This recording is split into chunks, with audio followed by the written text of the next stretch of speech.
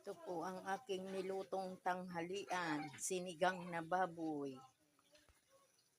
na may halong mga gulay, mais. Ayan. Ito na po ang mga gulay. Ayan po ang aking ulam for tanghalian. Ayan po. Ayan po ang repolyo.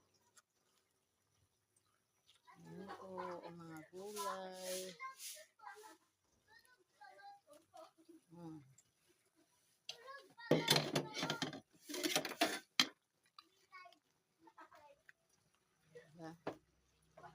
Ayan po ang aking ulam.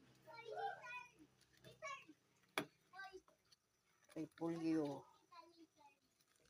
Ang daming gulay. Luto na po ang aking ulam for lunch. Ayan po, sinigang na baboy. Ayan po yung baboy. May mais din po. Halo-halo po.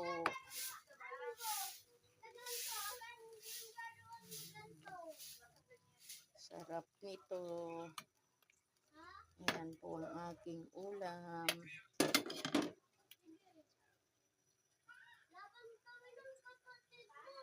Maraming salamat po sa walang sawang panonood.